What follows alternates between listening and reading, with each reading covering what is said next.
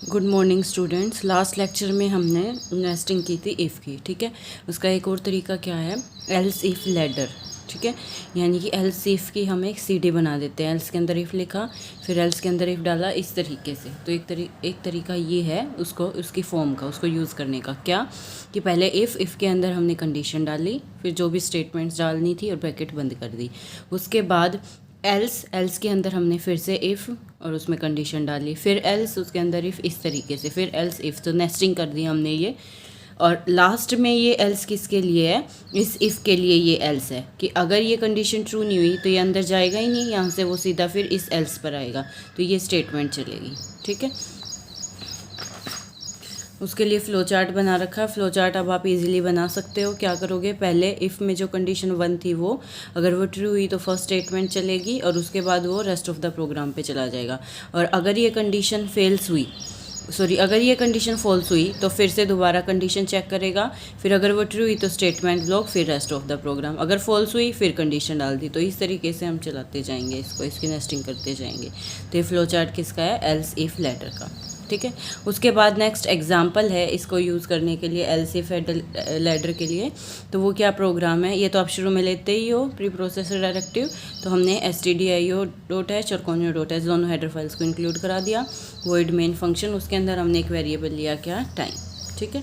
उसके बाद clear screen हम यूज़ करते हैं वेरिएबल डिक्लेरेशन के बाद। हमने टाइम को मैसेज प्रिंट करवाया, एंटर टाइम, और टाइम को एंटर करा दिया। उसके बाद हमने कंडीशन चेक की कि अगर टाइम 0 से बड़ा है और 12 से छोटा है, ठीक है, तो दोनों कंडीशन अगर ट्रू हैं तो इसका मतलब टाइम 0 और 12 के बीच में होगा, और उसको हम क्या बोलते हैं, गुड मॉर्निंग। तो हमने प्रिंट करा दिया गुड मॉर्निंग। एल्स अगर ये नहीं हुई तो एल्स में हमने फिर से कंडीशन डाली कि इफ़ टाइम अगर 12 से ज़्यादा है और 18 से कम है तो हम क्या प्रिंट करा देंगे, गुड आफ्टरनून। फिर एल्स, फिर उसमें इफ़ डाला कि अगर टाइम 18 से ज़्यादा और 21 से कम है तो गुड इवनिंग, ठीक है। फिर एल्स, उसमें फिर से इफ़ डाला, अगर 21 से ज़्यादा और 24 से कम है तो हम प्रिंट करा देंगे गुड नाइट। और ये एल्स बिल्कुल इसके लिए है, यहीं से बाहर आ जाएगा। यानी कि देखिए, अगर आपके पास 0 से 24 के बीच में आपने कोई भी वैल्यू नहीं डाली टाइम की, तो इसका मतलब टाइम क्या है, आउट ऑफ रेंज है, ठीक है। तो और फिर लास्ट में क्या लिखते हो, गेट ch, और मेन ब्रैकेट बंद कर देंगे, ठीक है। तो ये किसका एग्जांपल है, एल्स इफ़ लैडर का। एल्स इफ़, फिर हमने एल्स इफ़ फिर कंडीशन डाली इस तरीके से। टाइम एंटर करवाया हमने 4.5, तो 4.5 में देखिए फर्स्ट कंडीशन ही ट्रू हो जाएगी तो वो क्या प्रिंट करा देगा, गुड मॉर्निंग।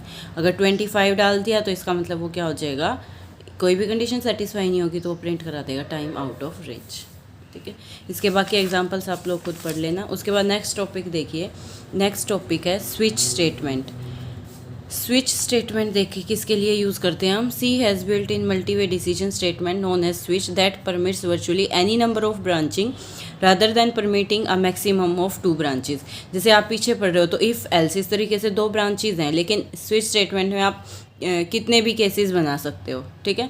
अगर आपके पास एल्स इफ स्टेटमेंट से प्रोग्राम की कॉम्प्लेक्सिटी बढ़ जाती है, अगर बहुत सारे केसेस हैं तो एल्स उसके अंदर इफ, फिर इस तरीके से प्रोग्रामर कई बार खुद कंफ्यूज हो जाता है उसको डिज़ाइन करने में। तो उसका अल्टरनेटिव केस क्या है कि हम क्या यूज़ कर लें, स्विच स्टेटमेंट यूज़ कर लें।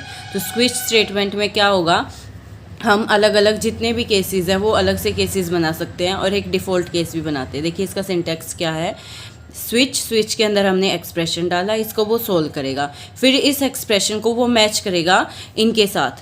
केस लिखोगे पहले आप, फिर एक्सप्रेशन 1, ये क्या है, लेबल है, इसको हम क्या बोलते हैं, केस लेबल, ठीक है। अगर ये एक्सप्रेशन इसके साथ मैच कर जाता है, इसकी वैल्यू इसके साथ मैच कर जाती है तो ये स्टेटमेंट एग्जीक्यूट होगी। और फिर उसके बाद ब्रेक आगे पूरा टॉपिक आएगा। ब्रेक का मतलब क्या है, वो इससे बाहर आ जाएगा, ठीक है। केस 2 मतलब सिर्फ एक ही केस एग्जीक्यूट होगा, सारे केसेस एक साथ नहीं होंगे, 2 केसेस भी एक साथ नहीं होंगे, बल्कि सिर्फ एक टाइम पर एक ही केस, क्योंकि इसकी स्टेटमेंट, ये जो एक्सप्रेशन ये किसी एक से ही मैच करेगा, इसलिए हम जो ये लेबल डाल रहे हैं ये सब की वैल्यू अलग अलग डालनी है ताकि उसको कन्फ्यूज़न ना हो। तो किसी एक से ही मैच करेगा तो कोई एक ही केस रन होगा। इसी तरीके से केस एक्सप्रेशन 2, उसमें हमने डाल दिया स्टेटमेंट, और फिर लास्ट में आपको ब्रेक डालना। और बिल्कुल लास्ट में किसी से भी मैच नहीं हुआ तो हम एक डिफ़ॉल्ट डाल देते हैं, डिफ़ॉल्ट ब्लॉक, ठीक है। तो जो ये आप केस लेबल ले रहे हो, ये इसकी वैल्यू क्या होनी चाहिए, या तो कांस्टेंट या फिर इंटीजर वैल्यूड एक्सप्रेशन, ठीक है। They are usually either as, या तो उनको आप इंटीजर कांस्टेंट लोगे या फिर कैरेक्टर कांस्टेंट लोगे, और इनको हम क्या बोलते हैं, केस लेबल्स। ये सारी बातें मैं आपको बता ही चुकी हूँ, और ये यूनिक होनी चाहिए, ठीक है, ताकि मिक्सिंग ना हो, उसको कन्फ्यूज़न ना हो। तो इस केस में क्या होता है, ये एक्सप्रेशन जिससे मैच होगा वो वहीं पर ही कंट्रोल ट्रांसफ़र हो जाएगा, और सिर्फ उसी को एग्जीक्यूट करके, और वो ब्रेक की वजह से उससे बाहर आ जाता है, तो कोई भी एक केस ही एग्जीक्यूट होगा। तो देखिए जैसे एंट्री हुई, एंट्री होने के बाद स्विच एक्सप्रेशन, फिर वो चेक करेगा अगर एक्सप्रेशन 1 ट्रू है, यानी कि अगर इससे मैच हुआ है तो ये ब्लॉक चलेगा, फिर रेस्ट ऑफ द प्रोग्राम। अगर नहीं हुआ तो एक्सप्रेशन 2, फिर ये ट्रू है तो ये चलेगा इस तरीके से, फॉल्स है तो नेक्स्ट पे चला जाएगा, ये फॉल्स है तो इस तरीके से, और लास्ट में कोई भी नहीं है तो डिफ़ॉल्ट ब्लॉक एग्जीक्यूट होगा, ठीक है। डिफ़ॉल्ट ऑप्शनल केस है, आप डालना चाहो तो डाल दो, अदरवाइज़ नहीं भी। एग्जीक्यूटिव प्रोग्रामर की निशानी यही है कि आपको डिफ़ॉल्ट केस डालना चाहिए। अगर आप डिफ़ॉल्ट केस नहीं डालते हो और किसी से भी स्टेटमेंट, कोई भी एक्सप्रेशन से उसकी वैल्यू मैच नहीं होती है, किसी भी केस लेबल से वैल्यू मैच नहीं होती है, तो फिर स्विच स्टेटमेंट का आपको कोई यूज़ दिखेगा ही नहीं, क्योंकि कोई भी केस एग्जीक्यूट होगा ही नहीं और वो एज इट इज़ बाहर आ जाएगा, ठीक है। तो no action will be taken by switch statement उस केस में। अगर किसी से मैच भी नहीं हुआ और डिफ़ॉल्ट वाली स्टेटमेंट भी आपने नहीं लिखी, तो उस केस में कोई भी एक्शन नहीं लिया जाएगा, एज इट इज़ वो बाहर आ जाएगा स्विच स्टेटमेंट से। तो एक एग्जांपल करते हैं, स्विच, उसके अंदर हमने लिख दिया चॉइस, ठीक है। फिर हमने क्या किया, case 1 C is equal to A plus B, print f value of C is %d। Choice एक वेरिएबल है, ऊपर का प्रोग्राम इसने नहीं लिखा, उसमें आप चॉइस एक वेरिएबल लोगे इंट टाइप का, और चॉइस की वैल्यू को एंटर कराओगे। अगर आपने चॉइस की वैल्यू 1 ली तो इससे मैच हो जाएगी, तो फर्स्ट केस एग्जीक्यूट होगा। तो उस केस में ऊपर 2 वेरिएबल ले रखे होंगे, उनका सम, पीछे भी आपने ये काम किया था, लेकिन अब उसको हम स्विच स्टेटमेंट की हेल्प से कर रहे हैं, तो उनका सम C के अंदर स्टोर हो जाएगा और उनका सम की वैल्यू वो प्रिंट करा देगा। अगर चॉइस की वैल्यू 2 डाल ली तो फिर उनका डिफरेंस आ जाएगा, अगर 3 डाल ली तो मल्टीप्लिकेशन, 4 डाल ली तो डिवीज़न। तो अगर आपके पास एग्ज़ाम में प्रोग्राम लिखना आ जाए कि अगर हम एक वेरिएबल लें चॉइस और उसकी वैल्यू 1 लें तो उनका सम आना चाहिए, 2 ले तो डिफरेंस आना चाहिए, 3 ले तो मल्टीप्लिकेशन आना चाहिए, 4 ले तो डिवीज़न आना चाहिए, तो इस तरीके से आप इस प्रोग्राम को बना सकते हैं, ठीक है, स्विच की हेल्प से। हर एक स्टेटमेंट के बाद आपको ब्रेक डालना ताकि इससे बाहर आ जाए। उसके बाद डिफ़ॉल्ट में हमने डाल दिया है इनवैलिड चॉइस की, किसी से भी मैच नहीं हो रही तो इसका मतलब क्या है, इनवैलिड चॉइस है। उसके बाद इसने कहा C परमिट करता है यूज़ ऑफ 257 केस लेबल। जो लेबल्स आप बना रहे हो वो टोटल कितने ले सकते हो, 257 ले सकते हो, और स्विच के अंदर स्विच की नेस्टिंग करनी है तो वो कितने लेवल तक कर सकते हो, 15 लेवल तक कर सकते हो, ठीक है। उसके बाद नेक्स्ट है, अच्छा स्विच स्टेटमेंट आपको बहुत बेनिफिशियली रहेगी, क्योंकि मैं ये बात पहले भी आपको बता चुकी हूँ। अगर आप नेस्टिंग करते हो इफ एल्स की, तो वहाँ पर कई बार बहुत ही कॉम्प्लिकेटेड हो जाता है प्रोग्राम, अगर बहुत लंबा है तो उसमें कन्फ्यूज़न होती है, तो उसकी बजाय स्विच स्टेटमेंट ईजी है ना। आपने एग्जाम्पल से भी देखा कि स्विच से बस केसेस डालने हैं आपको, और उससे आपके पास ईजी रहेगा, बार बार कोई कंडीशन डालने की ज़रूरत नहीं है। वैसे अगर स्विच यूज़ नहीं करना चाहते तो फिर आप क्या यूज़ करोगे, nesting if else statement, nested if else statements का यूज़ करोगे, उसका सब्स्टिट्यूशन है ये। तो दोनों में से जो आपको इजी लगे वो आप यूज़ कर सकते हो। उसके बाद नेक्स्ट है गो टू स्टेटमेंट। पीछे मैंने आपको सीक्वेंशियल फ्लो बताया था कि सीक्वेंस में फ्लो चलता है, कोई भी वो ब्रेक खुद से स्टेटमेंट नहीं छोड़ेगा, वो लगातार जो स्टेटमेंट आएगी उसके अकॉर्डिंग ही प्रोग्राम फ्लो चलेगा। लेकिन अगर आपको उसके खिलाफ जाना है, उसको ब्रेक करना है सीक्वेंस को, कि आप चाह रहे हैं कि बीच में ये इतनी स्टेटमेंट छोड़ के एकदम से जंप कर जाए कहीं पर, ठीक है, आगे भी और पीछे भी, तो उसके लिए आप किसका यूज़ करते हो, गो टू स्टेटमेंट का। The go to statement is used to alter the normal sequence of the program execution by transferring control to some other part of the program, ठीक है। C supports the go to statement to branch unconditionally from one point. कोई condition नहीं है, कुछ नहीं है, जहाँ पर भी आप प्रोग्राम के अंदर जाना चाहो गो टू स्टेटमेंट की हेल्प से जा सकते हो। इसका सिंटैक्स क्या रहेगा, गो टू वर्ड लिखना इस तरीके से, इनमें ब्रेक नहीं आना चाहिए, और फिर जो लेबल आप दोगे वो, और उसके बाद सेमीकोलन, ठीक है। और जहाँ इस लेबल का यूज़ करोगे वहाँ पर सिर्फ, अब जहाँ जंप कराना आपको वहाँ पर सिर्फ लेबल लिख के और कोलन लगा देना है। अभी एग्जाम्पल की हेल्प से मैं आपको बताऊँगी। तो लेबल यहाँ पर कोई भी आइडेंटिफायर है that is use to identify the target statement to which, जहाँ पर भी आपको कंट्रोल ट्रांसफ़र करना है उसके लिए हम लेबल आइडेंटिफायर का यूज़ करते हैं, ठीक है। इसमें आप आगे भी जा सकते हो और पीछे भी जा सकते हो। Go to requires a label in order to identify the place where the branch is to be made. ये बात मैं आपको बता ही चुकी हूँ।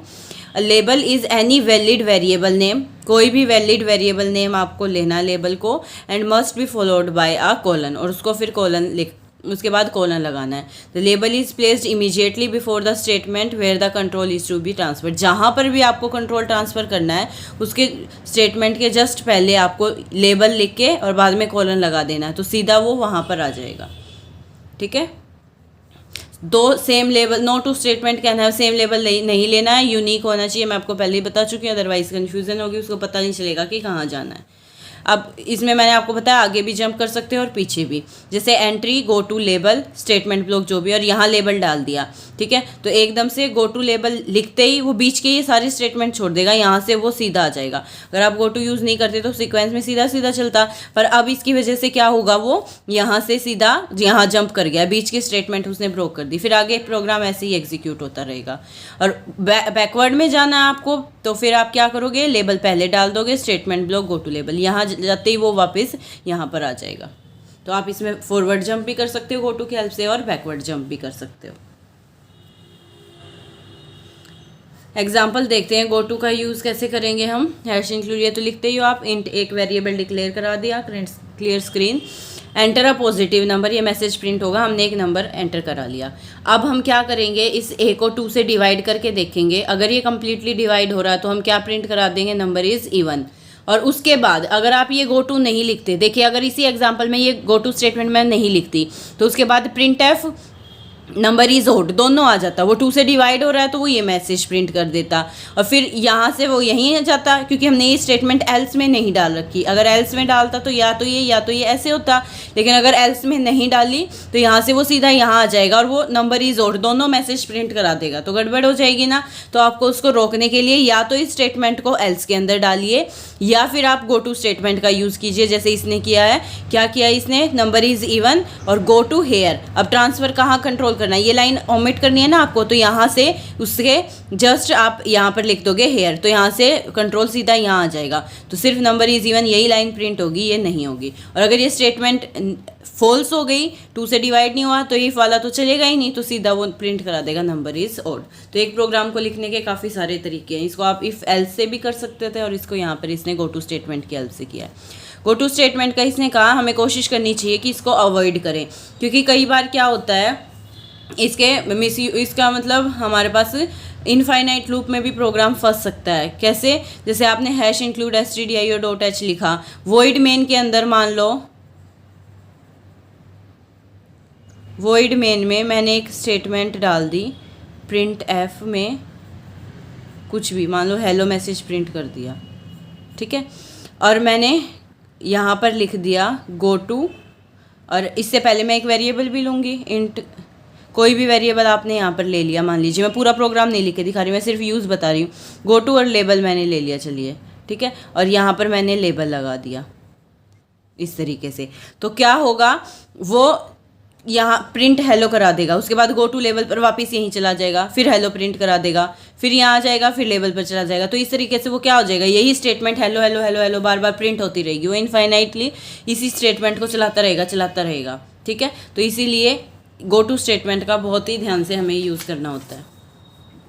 उसके बाद कुछ एग्जांपल्स हैं, program to find area of a circle. अगर सर्कल का एरिया आपको निकालना है तो पीछे मैं बता चुकी हूँ ये प्रोग्राम वैसे। अब यहाँ पर उसने क्या किया, जो आर और एरिया उसको फ्लोट टाइप का ले लिया, ठीक है, और उसने रेडियस को एंटर करा दिया, और उसने कंडीशन डाल दी कि आर ग्रेटर देन 0, रेडियस हमेशा पॉजिटिव ही होनी चाहिए, तो इसने कंडीशन डाल दी इफ़ अगर आर ग्रेटर देन 0 है तो वो एरिया जैसे निकाला था वैसे ही निकाल देगा, और एल्स में क्या बोल देगा, you entered invalid value of radius, क्योंकि अगर नेगेटिव डाल दिया आपने तो फिर वो ये मैसेज प्रिंट करा देगा। ठीक है, तो दोनों एग्जांपल इसने दिए हैं, अगर रेडियस 5 ली तो एरिया कैलकुलेट कर देगा, -2 दी तो मैसेज प्रिंट कर देगा इनवैलिड वैल्यू ऑफ रेडियस। ठीक है, उसके बाद नेक्स्ट ये प्रोग्राम इंपॉर्टेंट है, program to find roots of a quadratic equation. एक क्वाड्रेटिक इक्वेशंस के रूट निकालने हैं, तो उसके लिए स्क्वायर रूट फंक्शन हम यूज़ करेंगे SQRT, और वो किस हेडर फाइल के अंडर आता है math.h के, इसलिए हमने यहाँ पर math.h को भी इंक्लूड किया है। वर्ड में ये सारा काम तो आप करते ही हो। उसके बाद जो जो वेरिएबल्स हमें चाहिए थे वो लिखे। देखिए ये इतने वेरिएबल्स हमने क्यों लिए हैं, जो आपकी क्वाड्रेटिक इक्वेशन होती है वो किस फॉर्म की होती है, ax² + bx + c, यही होती है ना। तो इनके कोफिशिएंट आपको चाहिए इक्वेशन लिखने के लिए a b c की वैल्यू, तो उसके लिए तो ये वेरिएबल्स इसने ले लिए a b c, ठीक है। फिर डिस्क्रिमिनेंट निकालते हो, उसके लिए उसने डिस्क वेरिएबल ले लिया। रूट्स, जो दो रूट्स निकलेंगे क्वाड्रेटिक इक्वेशन के, उनकी वैल्यू जहाँ स्टोर होगी उसके लिए √1 और √2 ले लिया। और अगर इन केस आपकी इमेजनरी वैल्यूज़ आ रही हैं तो उस केस में रियल पार्ट और इमेजनरी पार्ट अलग अलग चाहिए, वो आ गया। और इसके बाद यहाँ पर सेमीकोलन आएगा। ये बुक में मिस्टेक है, ठीक कर लेना। हर एक स्टेटमेंट को आप किससे टर्मिनेट करते हो, सेमीकोलन से। क्लियर स्क्रीन फंक्शन यूज़ किया, एंटर करा दिया हमने कोफिशिएंट ऑफ क्वाड्रेटिक इक्वेशन तीनों ही। फिर चेक किया, अगर a 0 है, अगर a 0 हो गया तो इक्वेशन क्या बचेगी, लीनियर। तो प्रिंट करा दिया इक्वेशन इज लीनियर, और उसका रूट इस केस में क्या आ जाएगा, सिर्फ bx + c = 0 हो जाएगा। तो x कितना आ जाएगा, -c/b, तो रूट आ जाएगा -c/b। और उसके बाद आगे प्रोग्राम तो हमें चलाना ही नहीं है, तो हम क्या कर देंगे, गो टू एंड। और लास्ट में बिल्कुल प्रोग्राम के बिल्कुल एंड में हम एंड लिख के कोलन लगा देंगे, तो सीधा यहाँ ट्रांसफ़र कंट्रोल हो जाएगा और बीच में आपका ये सारा प्रोग्राम फिर नहीं चलेगा उस केस में, ठीक है। एल्स अदरवाइज अगर a 0 नहीं है तो उस केस में डिस्क्रिमिनेंट निकालेगा b² - 4ac। फिर अब इस पर केसेस बनेंगे। अगर ये <0 हुआ तो रियल पार्ट अलग से निकाल लोगे आप और इमेजनरी पार्ट अलग से निकाल लोगे। फॉर्मूला आपको पता ही है, कैसे निकालते हो, -b ± √b² - 4ac/2a, है ना। तो रियल पार्ट तो क्या बनेगा, -b/2a, तो ये तो रियल पार्ट निकाल दिया, -b/2 × a। और इमेजिनरी पार्ट क्या बनेगा, √, ये डिस्क्रिमिनेंट डाला था तो √, माइनस डिस्क्रिमिनेंट, क्योंकि उसकी वैल्यू ऑलरेडी नेगेटिव आई, उसको प्लस बनाने के लिए उसके आगे माइनस लगाना पड़ेगा, /2a, ठीक है। फिर प्रिंट करा देंगे, roots are %f + iota %f। पहले वाले में रियल पार्ट की वैल्यू जाएगी और दूसरे में इमेजनरी पार्ट की वैल्यू जाएगी, ठीक है। तो वो उस रूट को यहाँ पर उन दोनों की वैल्यूज़ आ जाएंगी और फिर क्या आ जाएगा, गो टू एंड सीधा, क्योंकि आगे फिर हमें प्रोग्राम चलाना ही नहीं है, हमारे दोनों रूट्स यहीं से निकल जाएंगे, तो लास्ट में फिर से एंड पे चला जाएगा। एल्स में आप कंडीशन डाली, इफ डिस्क्रिमिनेंट 0, तो दोनों रूट्स इक्वल आएंगे और दोनों क्या आएंगे, -b/2a। एल्स अगर ऐसा नहीं है तो इसका मतलब दोनों रूट्स रियल और डिस्टिंक्ट आएंगे, तो उस केस में फॉर्मूला क्या होता है, -b + √of discriminant/2a, और एक बार -b - √of discriminant/2a। और यहाँ से फिर हम रूट्स को क्या करा देंगे, दोनों √1 और रूट को प्रिंट करा देंगे। जिस भी केस में √1 √2 की वैल्यू आएगी वो यहाँ एज इट इज़ प्रिंट हो जाएगी, ठीक है। और फिर लास्ट में क्या लगा दिया, गेट ch। नेक्स्ट देखिए एग्जाम्पल, राइट अब C program that computes a function defined as. ये फंक्शन हमें लिखना है सी के हेल्प से, तो उसका प्रोग्राम बनाना है। पहले फंक्शन देखते हैं क्या है। अगर x की वैल्यू <-3 है तो फंक्शन की वैल्यू -3 रहेगी। अगर x की वैल्यू -3 और 3 के बीच में है और इक्वल है तो उसकी वैल्यू x ही रहेगी, और अगर x > 3 है तो उसकी वैल्यू 3 रहेगी। तो हम कंडीशंस डालेंगे, तो पहले x को एंटर कराया, x की वैल्यू इनपुट कराई, उसके बाद कंडीशन डाली, अगर x <-3 है तो वैल्यू में क्या चला जाएगा, -3, ठीक है। और एल्स में फिर से इफ कंडीशन डाली, अगर -3 और 3 के बीच में है तो वैल में क्या जा रहा था, x जा रहा था, और एल्स अदरवाइज वैल में क्या जा रहा था, 3 जा रहा था। और उसके बाद हमने फिर इसको प्रिंट करा दिया, क्या मैसेज प्रिंट करा दिया, the value of function for x = this is this. यहाँ x की वैल्यू आ जाएगी और यहाँ वैल्यू की वैल्यू आ जाएगी। तो वैल्यू ऑफ फंक्शन, जैसे फॉर एग्जांपल x की वैल्यू 4 ली है, तो value of function for x = 4 is 3, क्योंकि 3 से बड़ा है ना, और उस केस में वैल्यू क्या आ रही थी, 3, ठीक है। इस टाइप से आप कई एग्जाम्पल्स अपने आप खुद भी ट्राई कर